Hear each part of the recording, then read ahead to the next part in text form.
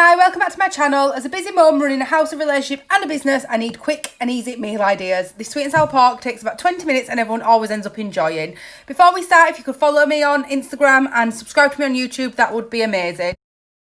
These are the ingredients you need to make this dish. As you can see, I'm cheating a little bit with the packets, but it makes life easier. So we chop some pork, add some garlic and some soy sauce. It's pork shoulder that I'm using. It's just a bit more tender. Add a little bit of Chinese five spice and just give that a mix up. I tend to do this in the morning before I make it and let it marinate for a few hours. It just tastes a bit better, but obviously whatever you've got time to do.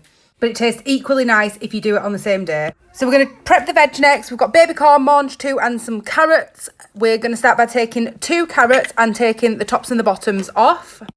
We're then going to take a veg peeler and we're going to run it down the carrot to make ribbons.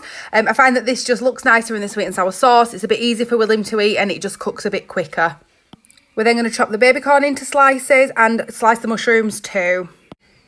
We really like these spring rolls from Aldi. I pop them in the tray ready to go in a preheated oven at 200. We're then going to pre-cook the rice. So put that in the oven, follow the instructions and let that cool.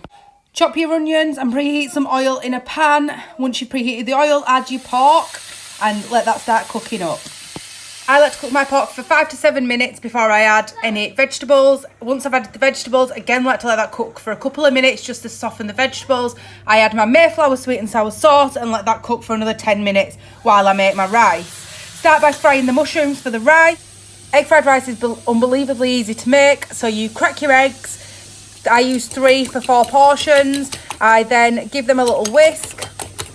Once they're nicely mixed, I like to add a little bit of soy sauce just to give that Chinese flavour all the way through. Give it another whisk. You're then going to take your mushrooms out of the pan. They should be nicely cooked. You're going to re-oil the pan and get that nice and hot before you throw in your egg mixture.